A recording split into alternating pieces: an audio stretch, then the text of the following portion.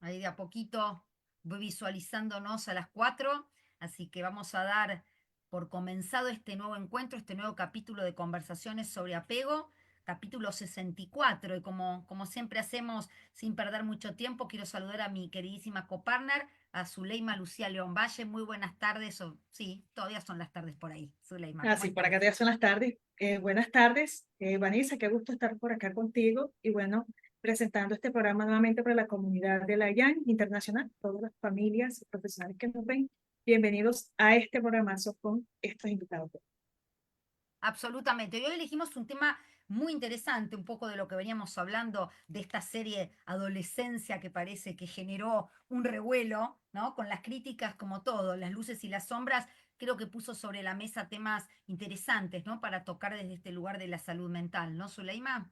Así es, y es un tema importante también para reconocer cuál es ese trabajo que hacen los profesionales por los adolescentes, cómo se da esa práctica. Y el tema es confidencialidad y sinceridad en la terapia adolescente, técnica y ética. Entonces, ya llegó por acá José Luis, estamos ahora sí completos. Estamos ¿Qué todos, tal? Buenas.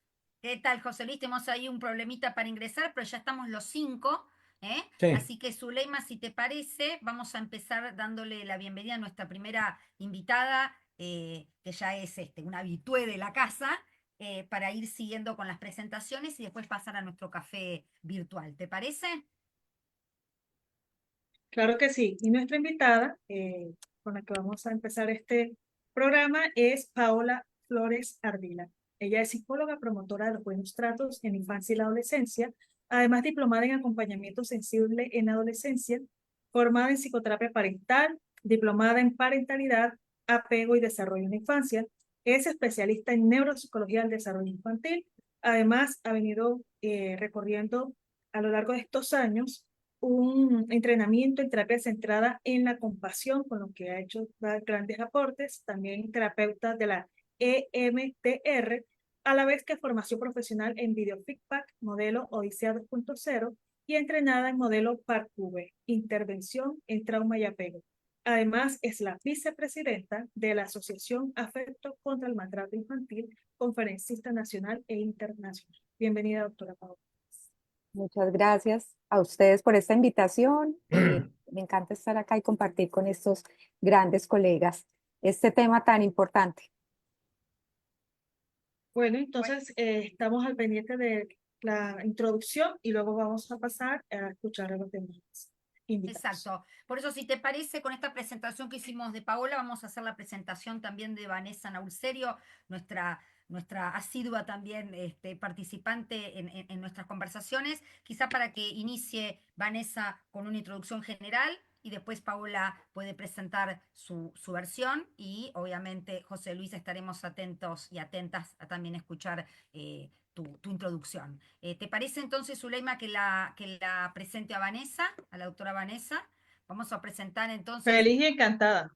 a la doctora Vanessa Naulserio, como dije, ya una amiga de la casa. Ella es doctora en investigación psicoanalítica y psicoanalista individual. También es psicoanalista de pareja, presencial y en línea. Ahora ya en los tiempos post-COVID, tan importante también la presencialidad. También trabaja con grupos y esto lo hace a través del Instituto de Investigación en Psicología Clínica y Social en la AC, Escuela de Psicología y Psicoanálisis en México. Es analista y supervisora didacta, actual presidente del mismo instituto y coordina la Comisión de Enlace Internacional.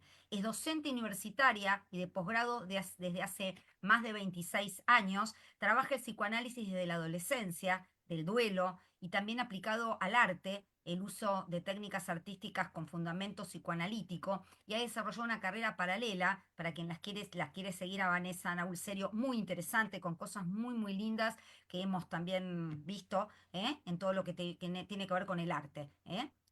También es autora de 35 artículos y coautora de 26 libros.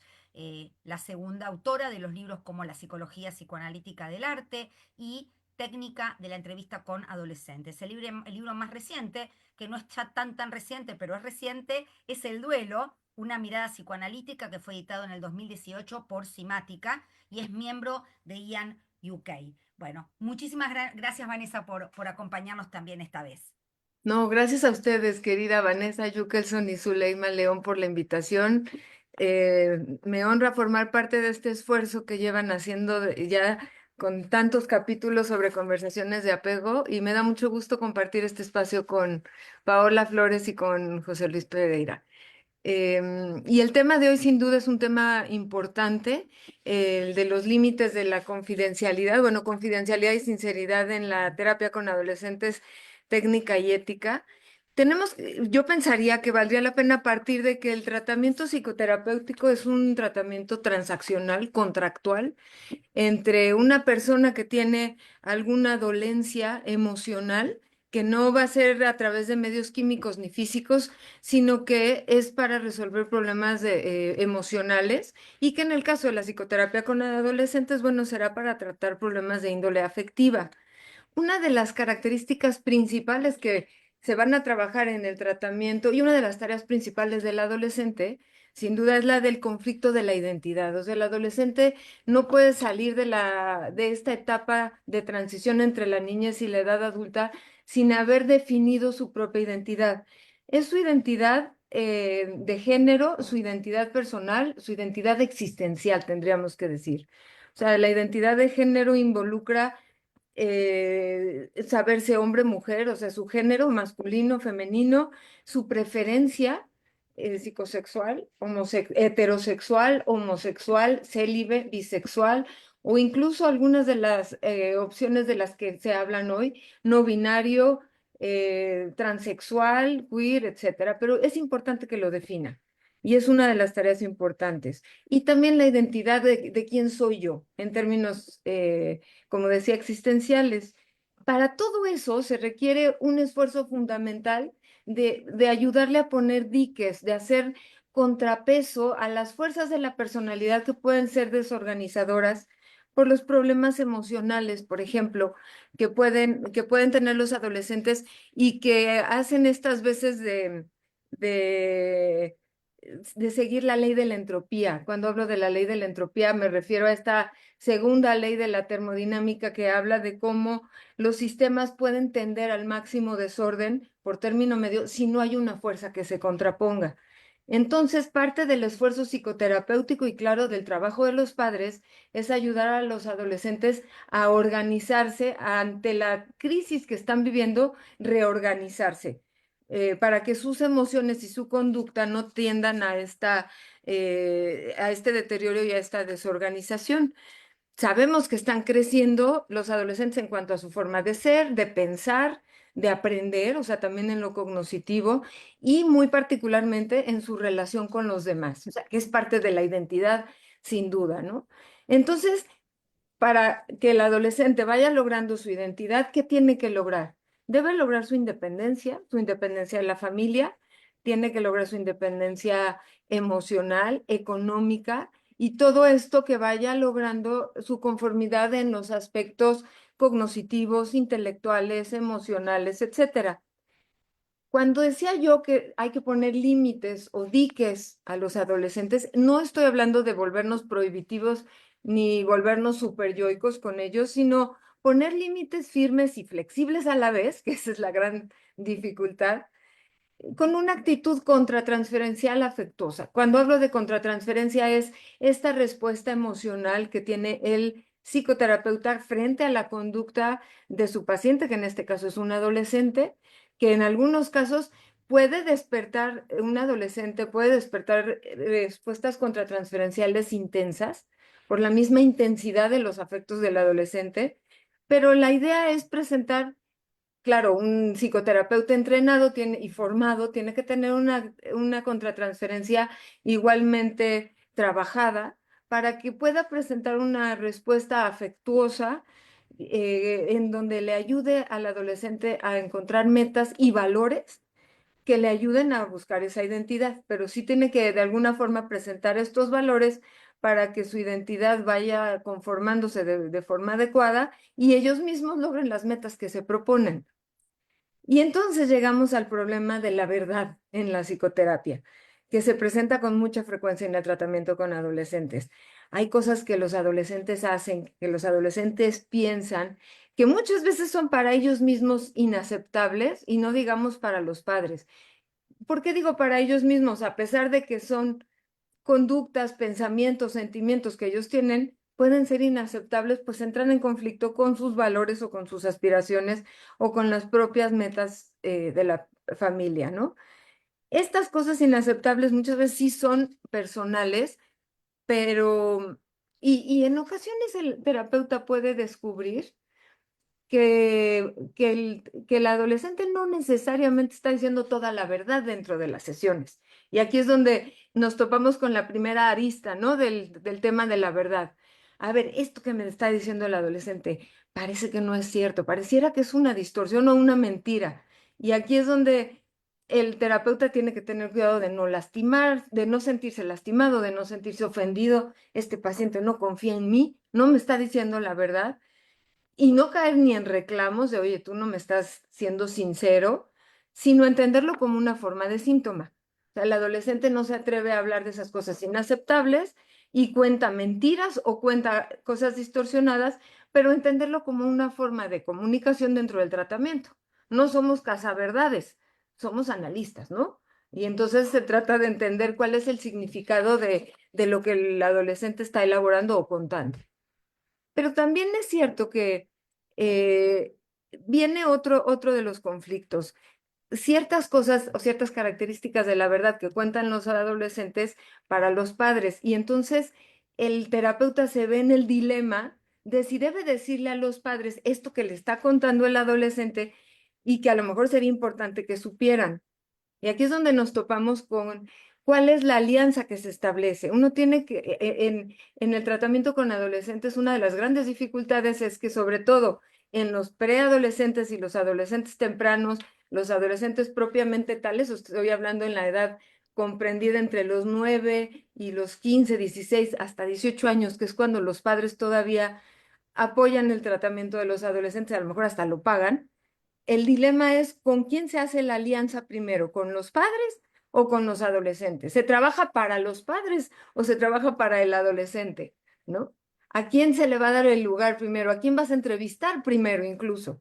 Y luego cuando te topas ante estos problemas, ¿a quién le das el lugar de prioritario? Y una de las grandes, bueno, el arte de la terapia con adolescentes es hay que mantenernos equidistantes. Tenemos que darle el lugar al adolescente, que es el paciente, sin duda, darle este lugar prioritario, pero sin perder la buena alianza con los padres, que además el adolescente vive con ellos y se debe a ellos en tanto que ellos están apoyando el tratamiento. Pero tampoco podemos decir, ah, bueno, como los padres pagan el tratamiento, entonces yo me debo a los padres y mi primera alianza es con ellos, descuidando el trabajo con el adolescente. Entonces se vuelve un tema difícil, pero ¿qué pasa si si el adolescente abre en sesión el tema de ciertas verdades que los padres no conocen? Por ejemplo, que está robando dinero o que está teniendo actitudes a lo mejor incestuosas, perjudiciales dentro de la familia, o decir que van a la escuela y que no asisten, pero que los padres no lo saben. Y aquí el terapeuta se topa con el dilema ético, como dice Suleiman, de esto es algo que yo debo abrir con los padres, con o sin el consentimiento del adolescente. Aquí, por supuesto, que tendríamos que pensar que tiene que ser con el consentimiento del adolescente. No podemos decir, ah, no, esto es muy importante que lo sepan los padres y se los voy a decir sin consultarlo, sin hablarlo con el primero.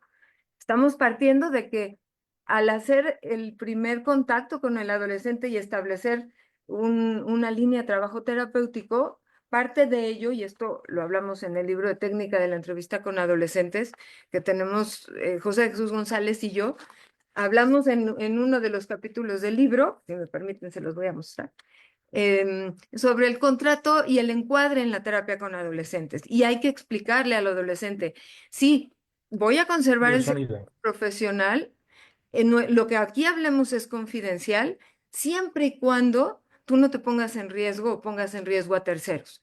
En cuyo caso, yo tendría que romper el secreto profesional y hablar con tus padres. Claro, siempre hablándolo primero contigo y además, bueno, confío que no lleguemos a eso, confío que ese no sea el caso, ¿no? Pero si llega el momento en que hay que hablarlo con los padres, es importante obtener la anuencia del paciente o incluso convencerlo de que lo haga.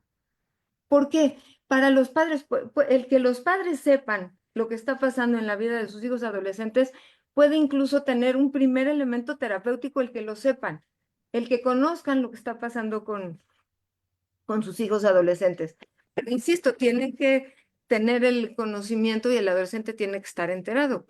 Y también es cierto que a veces es conveniente invitar al adolescente, ya sea que él lo hable con los padres, como un intento de abrir estos canales de comunicación, o que él haga un intento de controlarse.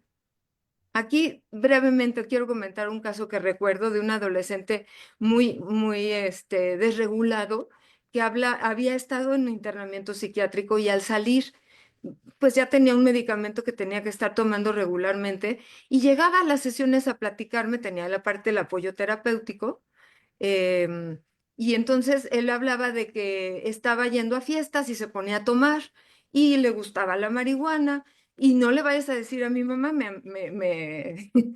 lo avisaba y me amenazaba un poco, ¿no? Esto no se lo puedes decir a mi mamá, ¿eh? Esto es algo que yo te cuento a ti y poniéndome a prueba me decía eso. Y yo le decía, sí, pero el problema que tenemos aquí es que si tú estás con medicamento psiquiátrico y tomando alcohol y consumiendo marihuana, tú ya no calculas el efecto que va a tener en ti, el efecto se va a alterar y no sabes cómo te va a hacer sentir. Entonces, o dejas de consumir marihuana y alcohol mientras estés medicado y de preferencia que no lo consumas de forma exagerada, o voy a tener que hablar con tu mamá. Y eso fue algo que, claro, esto se dice más rápido de lo que fue, hubo mucho jaloneo en el proceso hasta que él dijo, de acuerdo, voy a dejar de consumir mientras estoy medicado, ¿no? Para evitar un efecto pernicioso sobre mi salud. Entonces fue una invitación a que él mismo se responsabilizara de su conducta y hiciera esfuerzos de regulación. Entonces, bueno, eso es una de las cosas, porque yo sí le decía, lo siento, pero aquí es donde terminaría mi pacto de secrecía contigo. En el momento que tú te estás poniendo en riesgo y estás cometiendo estas conductas de riesgo y autolesivas, ¿no? Mm. Entonces, de alguna manera, estos son de los elementos que pueden llegar a hablarnos a hacernos reflexionar sobre los límites de la confidencialidad y que siempre es bueno hablarlos con el adolescente por anticipado, para que ellos sepan que ante todo uno está cuidando su integridad en temas de suicidio, en temas de estoy teniendo conductas de riesgo, no quiero vivir, uno no puede guardar ese secreto profesional, por ejemplo, ahí se rompe ese es uno de los límites de la confidencialidad. O cuando está en riesgo la vida de otros. Estoy muy enojado y yo voy a cobrarme venganza de tal persona y a lo mejor hay amenazas a la vida de un tercero, ¿no? Esos son otros de los límites que también hay que poner en claro para que cuando llegado el momento hay que hacer partícipes a los padres, no para acusar al adolescente, sino para que ellos se vuelvan copartícipes del esfuerzo de ayudar al adolescente a contenerse. Sí. Es muy interesante todo esto que planteas, Vanessa, porque estas preguntas disparadoras, ¿no? ¿Con quién se hace la alianza? ¿Con quién se le debe un cierto lugar de información? Y qué importante en esto del adolescente enmarcar la terapia correctamente para que el adolescente entienda que el vínculo terapéutico hay que trabajarlo de seguridad con el adolescente, pero que hay un límite que tiene que ver con su propia seguridad y la de otros, ¿no? Paola, quizá también desde el enfoque que ella puede hacer familiar y del tratamiento que ella hace, también nos puede dar, y agradecida ya la presentación está hecha, ¿cuál es tu visión sobre esto que tiene que ver con cómo gestionar la terapia con adolescentes? Sí, la doctora Vanessa lo dice clarísimo, la importancia de esos límites y de ponerlos en la mesa al inicio de la terapia, en el encuadre con el adolescente, lo mismo que se haría con la familia del adolescente cuando se trabaja en psicoterapia familiar.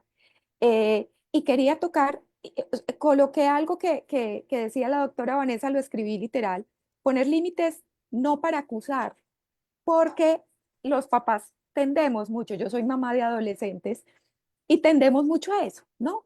Y ahí viene el punto que quiero pues traer y es papá y mamá queriendo saber todo lo que su hijo hace para poderlo castigar, para poderlo limitar, para poderle prevenir, quitar esas salidas o esos privilegios que los papás creemos que tienen.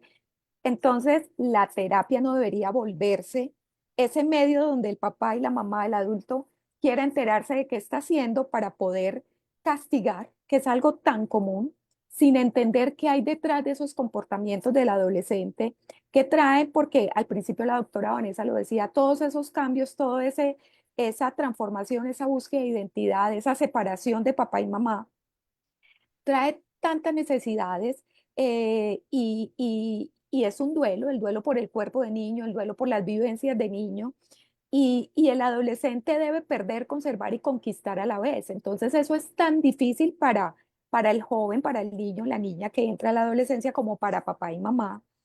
Pero pues se supone que los adultos somos los que tenemos el poder, creemos, ¿cierto? Entonces, queremos como intervenir en ese proceso de individualización, en ese proceso, perdón, de separación, en ese proceso de la pérdida del cuerpo de niño, del universo familiar en el cual creció, que es una pérdida, en ese proceso de conservar todo lo que sintió, percibió, quiso desde su primer despertar en particular, su inocencia de niño, que eso es parte de los duelos, conquistar finalmente la edad adulta y para eso tiene que abandonar la infancia. Entonces, los adultos empiezan a preocuparse lo que me dicen a mí en consulta y que yo lo viví como mamá, es qué pasó con mi niño, con mi niña. A mí me dicen, hay mamás que muy jocosamente me dicen, yo le pregunté a mi hija, monstruo, te comiste a mi hija, suéltala. Dicen, llego al cuarto, le abro y ya no es la niña de ayer, ¿cierto? Alguien, esto que está aquí se lo comió. Entonces, es claro, para papá y mamá es muy difícil ver eso, ver ese cambio, ver esa cantidad de síntomas, ¿cierto? Damaso dice que es una neurosis de crecimiento, Damaso no, bueno, ahorita me acordaré del nombre, em, que es una neurosis de crecimiento y tiene que ver con todos estos cambios emocionales, mentales, que tienen que ver con las hormonas, con el cerebro, con lo que pasa en esos movimientos neurológicos que hay a esta edad, la poda neuronal, que la amígdala, que es la zona del cerebro que genera las emociones, se modifica, el hipocampo que gestiona la memoria termina de madurar en la preadolescencia y entonces es como si fuera la lista de favoritos de internet, buscando qué es lo favorito, que ya no es lo favorito, que era de papá y mamá. Entonces papá y mamá quieren entender o quieren saber qué es lo que le gusta y por qué le gusta y por qué ya no le gusta lo que me gusta a mí. Entonces la terapia a veces como que es la forma de que papá y mamá crean que pueden saber y con eso o manipular, que no todos, o tener ventaja y qué bonito que fuera para poder entender por lo que están pasando, por lo que están viviendo, por esos duelos tan grandes que están pasando por su cuerpo, por esa pérdida de la infancia y esa ganancia de la adultez. Entonces, que estos adultos que acompañan los adolescentes, los profesores, vieran la terapia desde cómo lo pueden ayudar, cómo lo pueden entender. A veces, de hecho, yo, que soy mamá y que mis hijos van a terapia, yo pienso y yo digo como mamá, qué bonito que puedan hablar o sea, como si fuera un par, ¿cierto? Un adulto que lo entiende, que los entiende, en este caso es una psicóloga mujer, que los entiende, que los comprende tal vez desde un rol, y tal vez no, desde un rol totalmente no viciado, no contaminado, como papá y mamá estamos contaminados de proteger, de que se van a hacer daño, de que van a hacer algo malo.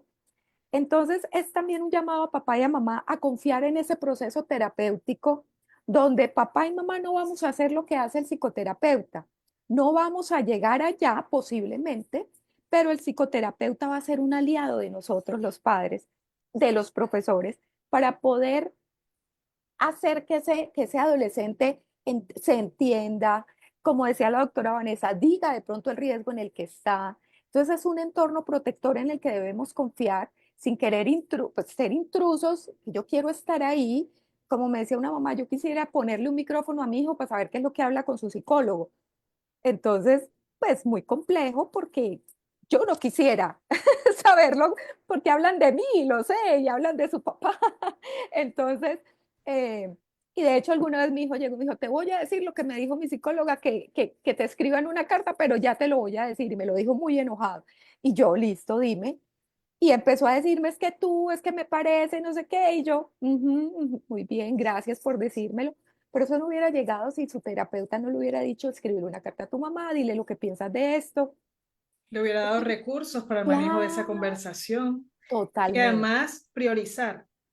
Yo también creo que eso tú, como mamá que nos estás abriendo el Ajá. corazoncito, puedes ver cómo el terapeuta prioriza otras cosas que no necesariamente los papás pudieran ver en casa. Clarísimo lo que dices, prioriza. Y por eso es tan importante confiar en ese espacio terapéutico, porque el psicoterapeuta lo va a ver con otros ojos, no se va a involucrar, no lo va a tomar personal, va a ver ese sufrimiento de ese adolescente, va a ver ese sufrimiento con sus amigas, con sus amigos, con sus parejas, con su identidad, que lo decía la doctora Vanessa, sexual, con lo que escoge, con la materia que no le gusta. Y papá y mamá estamos con las mejores intenciones, queriendo formar un ser humano que pensamos que debe hacer lo que nosotros queremos para ser bueno, para que tenga habilidades de vida para una sociedad que es la que el adulto ha vivido, pero que el joven está empezando a vivir y lo vive a su manera, como cree, y va construyendo su identidad con base en lo que vive. Entonces la crianza, no podemos crear a nuestros hijos como nos crearon a nosotros,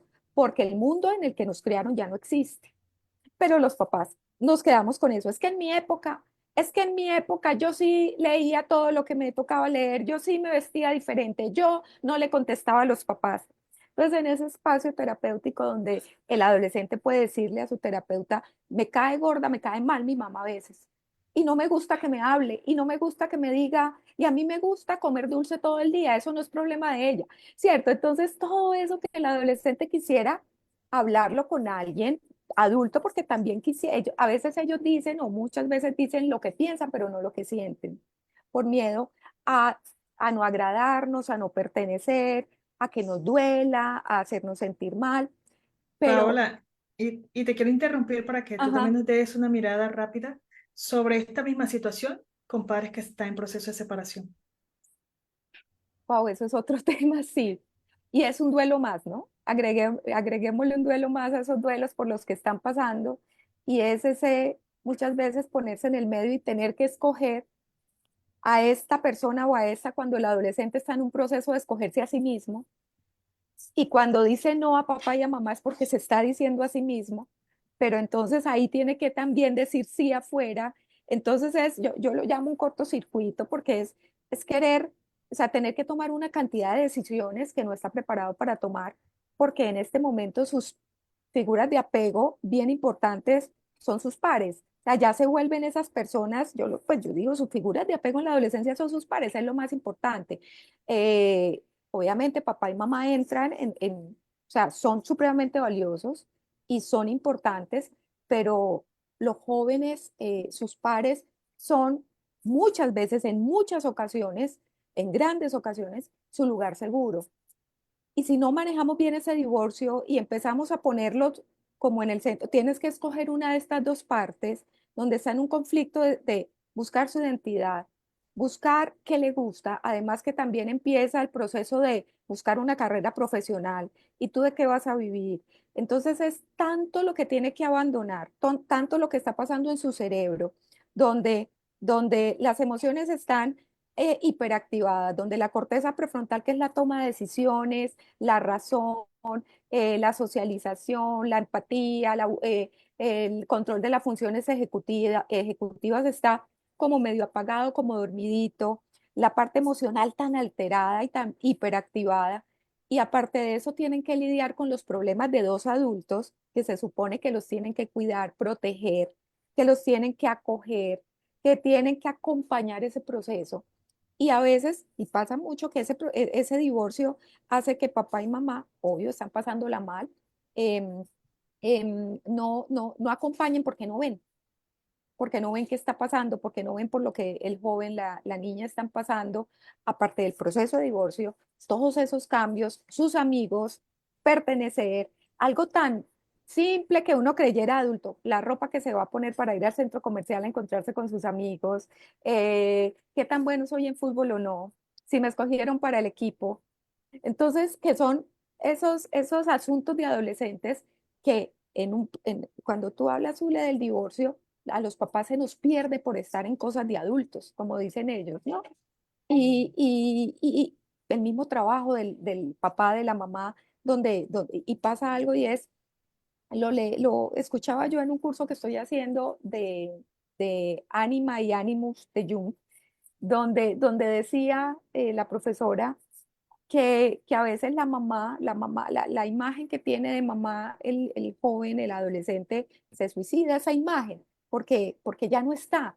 Porque entonces en esos divorcios donde de pronto mamá se tiene que hacer cargo, y ya no es la mamá que está en casa más pendiente escuchando que peleó con la amiga, que peleó con el amigo, sino que ya tiene que salir a trabajar, a producir, a cubrir un rol económico que se perdió por el divorcio, entonces abandona a ese joven en pleno proceso, a esa adolescente en pleno proceso de transformación, de duelo, y se van abriendo esas brechas más grandes, y ahí vuelvo al trabajo del psicoterapeuta tan importante, que pueda recoger y ser ese mediador entre la familia y el adolescente, que la familia y el adolescente vean cómo esta persona nos está ayudando, me está acompañando a mi mamá, en este caso de mamá, a acompañar, me está soportando ayudando, dándome soporte para acompañar a mi hijo, a mi hija, y está dándole ese soporte también a ese joven y a esa niña que muchas veces no confía en papá y en mamá porque están muy ocupados, porque no me ven, porque no me entienden. Entonces, ahí viene esa confianza en el psicoterapeuta, esa, esa, confiando en esa ética también, y no querer ser intrusivo con ese terapeuta, que nos diga qué le dijo y por qué está así. Y entonces sí terminó con el novio o no terminó con el novio, porque es que ahí ya se pierde todo el proceso terapéutico que queremos y de ayuda a ese adolescente. Sí, es muy interesante, Paula, como está presentado el tema. Quizá es esto, ¿no? Entender que el vínculo terapéutico y el espacio terapéutico dista enormemente de lo que es un espacio con los padres. Obviamente, la distancia, no allá de lo que haga el padre, lo que el niño puede tener en un vínculo familiar, no es lo mismo que el vínculo terapéutico, por eso es muy importante trabajar en ese vínculo. El paciente es el adolescente y no los padres, ¿no? Y esta pertinencia es muy importante que el terapeuta la conozca. Y la pueda enmarcar no solo con el adolescente, sino también con los padres. Me parece que es muy importante eso, es muy interesante también cómo lo podés plantear para de alguna manera que la terapia sea una terapia cuidada y no se ponga en riesgo el vínculo terapéutico, que es lo más importante, ¿no? Vamos a dar el espacio ahora a nuestro último expositor del programa de hoy, que también ya nos ha acompañado varias veces. José Luis, un placer también tenerte, que hayas podido finalmente conectarte. Voy a hacerte tu presentación, ya todos lo conocemos, él es José Luis Pedreira, él es psiquiatra y psicoterapeuta de infancia y adolescencia también, es profesor en psicopatología, ya jubilado, por la UNED, vocal del Consejo Asesor del Ministerio de Sanidad, es coordinador científico de la Estrategia de Salud Mental del Sistema Nacional de Salud y con muchísima experiencia en esto, ¿no? En lo que tiene que ver con el campo. Entonces, vamos a darte las buenas tardes o buenas noches ya por España. Y para escucharte un poco, a ver cómo podemos vincular estos temas, adolescencia, vínculo terapéutico, confidencialidad, sinceridad, ¿cómo lo ves? ¿Qué hay? Buenas tardes a todas. Y bueno, pues esto, aparte de que ha sido un atraco a mano armada, porque pero muy feliz de poder contrastar y de poder pensar en alto estas cosas que yo creí que estábamos jugando cuando me llamó y yo, pues en medio en juego, medio en tal, patapum, y de repente dice, bueno, pues el lunes estaría bien. Digo, joder. Pero, Pero pero, bueno, te, sa- pero te salió el profesor que llevas por dentro, porque enseguida digo, ética y técnica. Yo, Sí, sí, venga. sí, sí. Sí, me salió, claro, empieza uno a asociar libremente, ¿no? Y sale rápidamente la sistematización, lo mismo que voy a intentar transmitir ahora, ¿no? Porque claro, una cosa es decir, técnica y ética en la psicoterapia en la adolescencia, ya la toma, que cada uno se las apañe. Y otra cosa es que digan, oye, no, es que eres tú el que tienes que hablar de eso. Y dice, ay, espera, voy a pensarlo, ¿no? Y entonces esto, voy a pensarlo, dije, vamos a ver, primero, ¿qué vamos, qué líneas son las que entran en la psicoterapia en la adolescencia? Lo segundo es que estamos dentro de la teoría vincular, del apego y vincular. Por lo tanto, y esto de la psicoterapia tiene que ver también con el apego y con el vínculo, también en la aplicación técnica. Y la tercera parte era la ética. Toda la técnica responde a principios éticos, o la ética, cómo la introducimos en cada uno de nuestras perspectivas de intervención. Claro, este era el tercer nivel y con esto de la ética me venía a la cabeza Thomas Sachs, ¿no? Y Thomas Sachs pues es muy duro, es un heavy metal, exigiendo los planteamientos éticos en los procesos psicoterapéuticos, ¿no? Estoy de acuerdo con lo que comentaban las compañeras de la importancia de la verbalización y de poner la verbalización en el proceso psicoterapéutico, pero es que a la adolescencia le cuesta hablar. La adolescencia, salvo mirar la punta del zapato y moverla de un lado para otro, le cuesta hablar. Y le cuesta hablar por lo que el terapeuta es muy importante para dos cosas. Uno, estimular que hable. Dos, pero tiene que hacerlo en el límite, en la racionalización o intelectualización que hace como psicoterapeuta. El primer paso que yo suelo dar siempre es a poner un encuadre de trabajo fijo, es decir, el día, la hora, bien, eso lo hacemos todo, la periodicidad, eh, con quién voy a trabajar con el adolescente y cuándo voy a trabajar con las figuras parentales, en qué momento solas y en qué momento acompañando al adolescente.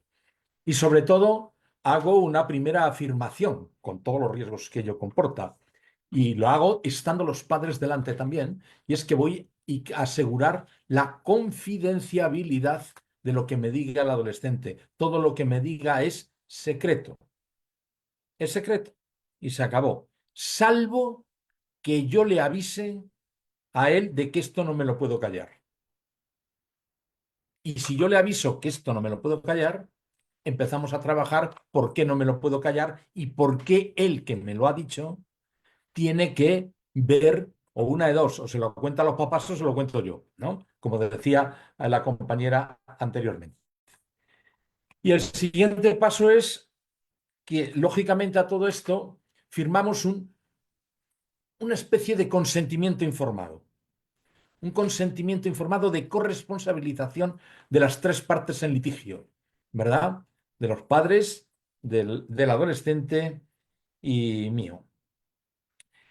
Entonces, es curioso cómo desde una perspectiva los temas frecuentes que uno encuentra en la adolescencia, lo ha comentado nuestra primera acompañante, ¿verdad? Es que, pero lo voy a intentar ver desde otra perspectiva.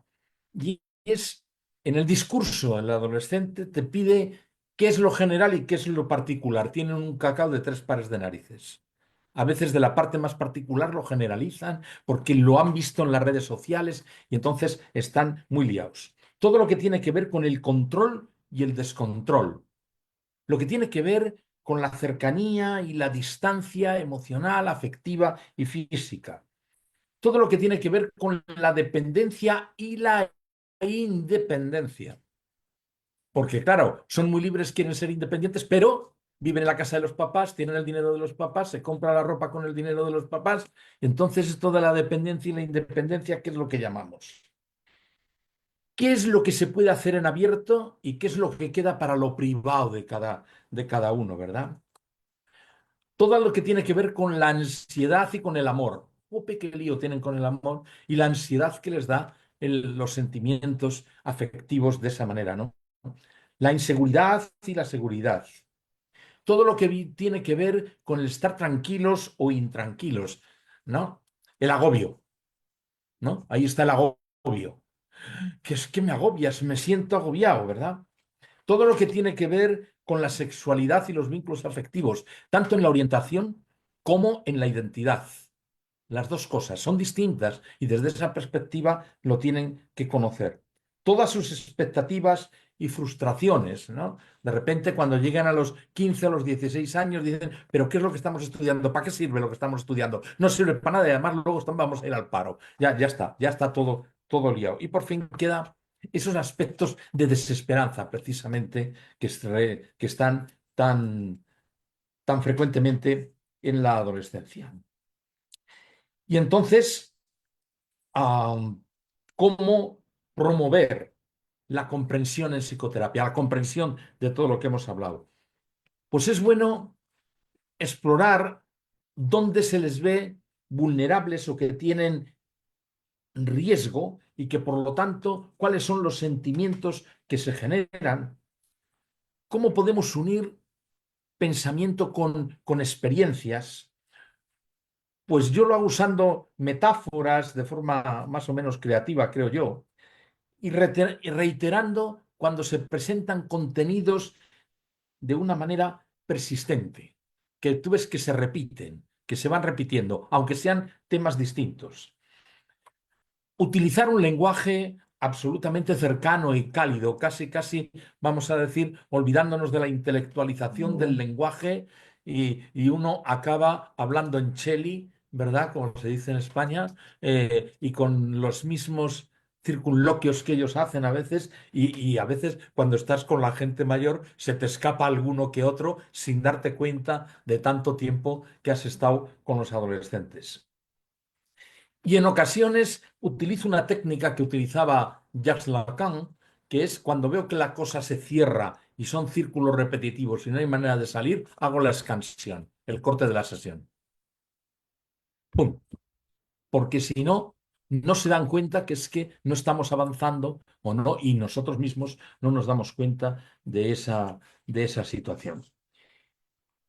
Para ello, tenemos que tener en cuenta en cómo en la psicoterapia elaboramos una narrativa intersubjetiva.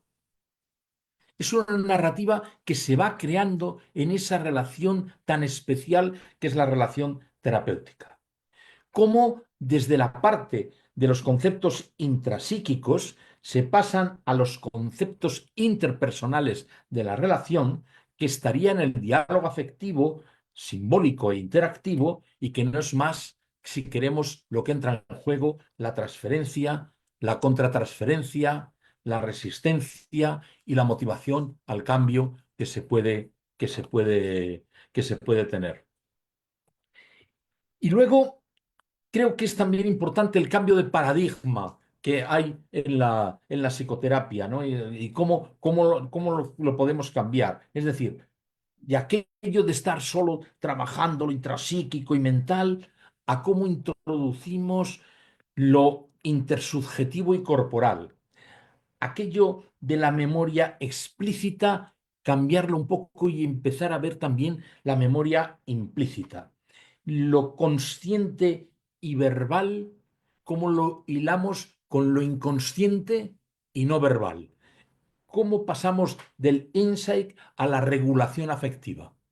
Que no sea solamente el insight por insight, sino cómo lo puede utilizar y ser sensible el adolescente de que lo pueda hacer. Y en vez de buscar la verdad, buscar esa narrativa en común. Yo no soy un policía y a mí lo de la verdad me la trae al pairo. Lo estoy diciendo muy a la pata la llana. Lo que quiero decir es que es más importante lo que elaboramos en conjunto en esa relación terapéutica que la obtención de una supuesta verdad que es un aspecto de la verdad, pero en modo alguno es la verdad absoluta. Por lo tanto, el terapeuta es importante que sepa dar forma a esa historia y que conforme avanza el proceso, ya la forma va perdiendo un poco la importancia. El terapeuta puede estar más en silencio porque el propio adolescente ya va cogiendo los aspectos, con lo cual la transferencia se convierte, podríamos decir, en una especie de meta historia. Es importante con los adolescentes, por eso que hemos dicho de cómo hablan o no hablan y sus silencios, ¿verdad? Cómo el terapeuta no se puede confundir con el rol de los padres, no puede ser normativo en exceso, ni quererlo sustituir, ni nada de eso. Cómo usar el desarrollo lingüístico e intelectual, pero sin mostrar la superioridad intelectual o cultural que se puede tener con el adolescente. Por eso hay que hacer la cercanía sin caer en el ridículo de querer hablar como ellos, ¿no? Hablas como un mayor que le transmites que puedes entender su lenguaje. Por lo tanto, digamos que hay que huir de la caricatura del adulto que se quiere acercar al adolescente haciéndose el adolescente ellos, ¿no?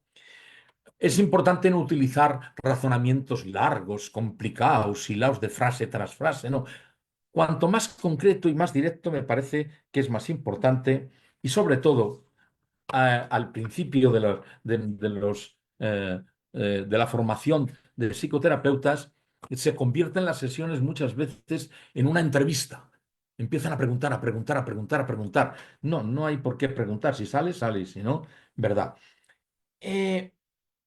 Es importante comentar, les voy a comentar algo que me dijo una chica, una chavala de 14 años, muy inteligente, que tenía un trastorno del vínculo, con una presentación de un trastorno depresivo muy potente, muy evidente, y me dijo, ya sé cómo lo haces. Escuchas y preguntas. Luego, un poco de filosofía, otro poco de poesía y dicho con ironía y humor. Así me lo contó lo que yo hacía en la psicoterapia. A lo mejor tiene razón, no Un lo sé, poquito. pero, pero probablemente esté más cerca de lo que decía la chica que de lo que yo pensaba que estaba haciendo. Otra cuestión importante, ya entrando en todo el proceso vincular, es lo importante que tiene la función de mentalización que llamaría Peter Fonagy, ¿no? La importancia que tiene, porque de la José actividad de Luis, mentalización está la función reflexiva. ¿y qué Y eso tal es, si, ujú, ¿y qué tal si dejamos ese punto como una pregunta para abrir entre las demás invitadas también por el tiempo que ya se nos está bien, acercando el cierre? y me dejas un poquito Listo.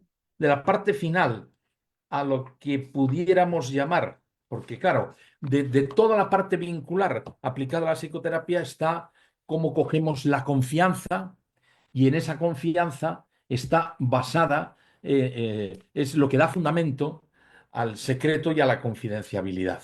Y ahí entramos cuatro cosas, eh, cuatro pinceladas voy a dar, no sobre los principios, ¿verdad?, de la ética, que las tenemos todos, todos muy, muy presentes, los principios de la bioética, sino de la ética en psicoterapia. Y sí que voy en la ética en psicoterapia, me vais a permitir cuatro pinceladas. Una, un servicio de psicoterapia es bueno si puede absorber el conjunto de las intervenciones terapéuticas y aportarlas como cartera de servicios, desde el counseling hasta las psicoterapias más específicas y para todos los procesos. En segundo lugar, que trabajen los profesionales que están dentro de ese servicio de una manera coordinada. Que el servicio sea acogedor para los adolescentes, ¿verdad? Que sea fiable tanto profesional como personalmente, que sea efectivo clínicamente y he puesto al final efectivo económicamente. ¿Qué le vamos a hacer? Si tienen que pagar los papás, ¿verdad? Pues no queda más remedio que esa cuestión. Y sí que saber que hay abusos en psicoterapia. Hay abusos y acciones iatrogénicas. Y esas acciones iatrogénicas que por nuestra intervención alteran más la situación y empeoran el pronóstico, las tenemos que tener presente. Por ejemplo, saber éticamente cuál es la fiabilidad de de las distintas técnicas psicoterapéuticas, pues las tenemos que tener en la cabeza. Hay estudios de evaluación de esa fiabilidad. Y por fin la confidencialidad, que se ha abierto también dos palabritas con relación a eso. Decía que al principio de la psicoterapia hay que definir los límites de la confidencialidad y el derecho a dar el consentimiento para iniciar el tratamiento por parte del propio adolescente. Y antes de romper la confidencialidad, hay que hablarlo con el adolescente de cuál es la situación creada, como nos ha comentado la compañera. Hay un criterio general cuando se habla éticamente de esto, que el criterio general es respetar la confidencialidad eh, y que los padres puedan solicitar una información sin desvelar los elementos. Y desde luego hay dos excepciones fundamentales en esto de la confidencialidad. José El Luis, peligro evidente. Sí, el tema es que estamos a 5 minutos, entonces ya, pues digo, vamos lo a dejo abrir ahí en... Sí, solamente esas dos cosas, que es el peligro evidente para la salud del propio adolescente o de terceros y los malos tratos o agresiones. Esos son los límites de la confidencialidad. Perdón por haberme genial. extendido. No, todo ha estado preciso y de mucha oportunidad para todos los que estamos escuchando. Entonces, hablemos un poco de mentalización para cerrar, doctora Vanessa Naúl. ¿Cómo se haría entonces en ese tema de la sinceridad, la privacidad, la mentalización? ¿Cuánto tiempo o cuál es ese lugar que también los padres podrían comprender para que también entonces dimensionen cómo no es un tema solamente de retransmitir información, sino precisamente de esa relación intersubjetiva? Sí, una de las grandes aportes del entendimiento de la mentalización y los posteriores desarrollos que se han dado en cuanto a la función reflexiva y el diálogo reflexivo del que habla mucho el doctor Marrone con Nicola Diamond es que la mentalización sin duda es saber que el otro tiene una mente propia. O sea, en ese sentido que una de las tareas terapéuticas sería ayudar a los padres a entender que el adolescente tiene una mente propia con intenciones, sentimientos y pensamientos propios que no necesariamente van a coincidir con los suyos, pero que la riqueza no está en querer igualar esos procesos mentales adolescentes con los suyos, sino entender lo que pasa en la mente del adolescente y aprender de lo que sucede y a lo mejor aceptar los puntos de vista diferentes, las perspectivas diferentes, pero también parte de este trabajo con adolescentes, con los padres y con el paciente adolescente es que el adolescente sepa por qué puede ser necesario que los padres estén enterados de lo que está pasando. Y yo decía al principio, el que los padres se enteren de ciertas cosas del adolescente puede ser terapéutico en sí mismo. ¿A qué me refería? A que es una forma en que el adolescente va a saber, mis padres saben lo que está pasando dentro de mí, que a lo mejor ellos no habían podido transmitírselos, pero al saberse vistos y entendidos por los padres, eso les da mucha tranquilidad, eso en sí mismo los puede regular siempre y cuando los padres no caigan en reprenderlos, regañarlos, castigarlos o querer hacerlos cambiar de opinión, sino que sea con esta idea de abrir la comunicación y abrir el entendimiento. Entonces, pero también es importante que el adolescente sepa lo que pasa en la mente de los padres, por qué realmente están preocupados, que no es nada más un tema de quererlos controlar o un tema de quererlos subordinar, sino que es un tema también de entendimiento y de saber desde dónde vienen esas preocupaciones. Y entonces sí es muy importante que en estas intervenciones terapéuticas el terapeuta lo haga desde el lugar no superyoico, no de policía, sino incluso cuando se da cuenta que el adolescente no maneja toda la verdad, tratar de entender por qué está manejando esas verdades a medias o esas insinceridades. Efectivamente, no para ser policía del adolescente, sino para analizar lo que está pasando y entenderlo mejor. Entonces, desde este lugar de decir, a ver, vamos a tratar, hasta a veces hasta se le puede decir, mira, yo no tengo la respuesta cabal de por qué tus padres están tomando esta decisión, pero tratemos de entenderlos. Vamos a pensar juntos, ¿no? Hablemos de lo que puede estar pasando en ellos y tratar de entender por la situación por la que pasan los padres. Y luego al revés también, que los padres traten de hacer a un lado las preocupaciones y la angustia y traten de entender lo que pasa en el lugar de los adolescentes. Ahora que hablábamos de este tema, Zuleima, en la semana, a mí me hizo pensar, acababa yo de leer la introducción al libro El laberinto de la soledad de Octavio Paz. Cada semestre leemos un libro de literatura en el Instituto de Investigación en Psicología Clínica y Social, que es Escuela de Psicología y Psicoanálisis acá en Ciudad de México. Y no sé si pueda brevemente transmitirles un breve extracto donde habla Octavio Paz de un tema de la identidad que me hizo pensar cuáles son los efectos que va a tener la ruptura del secreto profesional sin su consentimiento. Entonces, brevemente se los comparto, si se puede. Octavio Paz dice, al ser humano se le revela su existencia como algo particular, intransferible y precioso. Casi siempre esta revelación se sitúa en la adolescencia. El descubrimiento de nosotros mismos se manifiesta como un sabernos solos. Entre el mundo y nosotros se abre una impalpable y transparente muralla, la de nuestra conciencia. Es cierto que apenas nacemos nos sentimos solos, pero niños y adultos pueden trascender su soledad y olvidarse de sí mismos a través del juego en los niños, a través del trabajo en los adultos. En cambio, el adolescente, vacilante entre la infancia y la juventud, queda suspenso un instante ante la infinita riqueza del mundo. El adolescente se asombra de ser y al pasmo sucede la reflexión, dice Octavio Paz. Inclinado sobre el río de su conciencia, esto me gusta mucho. Inclinado sobre el río de su conciencia se pregunta si ese rostro que aflora lentamente del fondo, deformado por el agua, es el suyo. La singularidad de ser, pura sensación en el niño, se transforma en problema y pregunta, en conciencia interrogante. Y aquí termina la cita.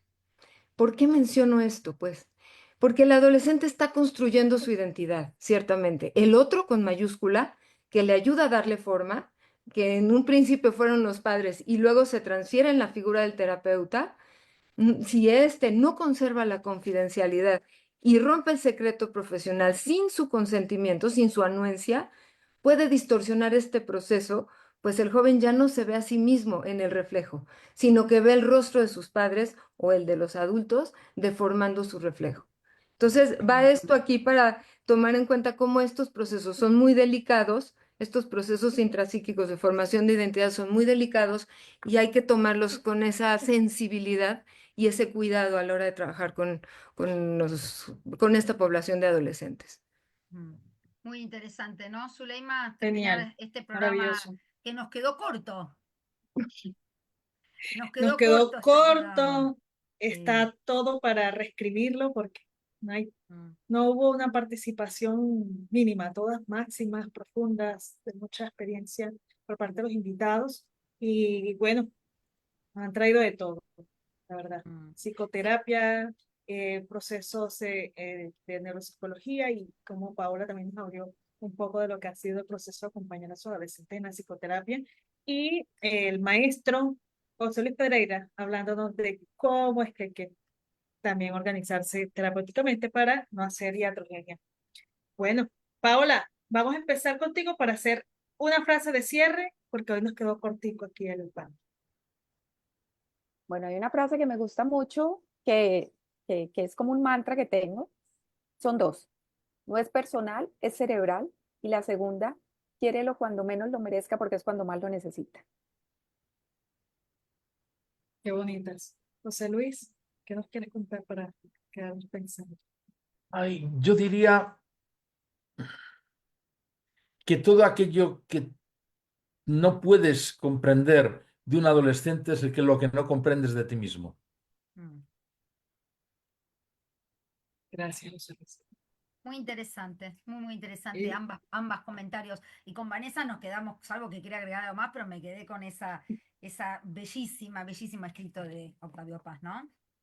Únicamente agregar que sí, la propuesta de la literatura y el arte para los adolescentes puede ser muy útil para que pongan palabras o pongan símbolos en aquello que espontáneamente no pueden poner en palabras por los procesos por los que están pasando.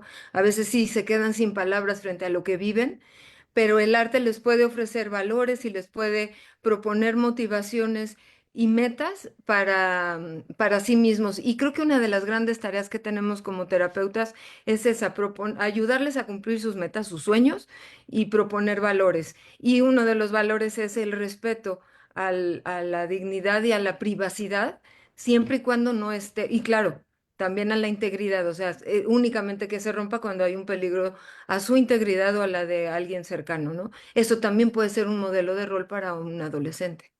Sí, eso es muy interesante también el tema del arte que hemos hecho en algún momento algún programa. También, Vanessa, contigo con respecto a cómo el arte es una forma de expresar estas emociones.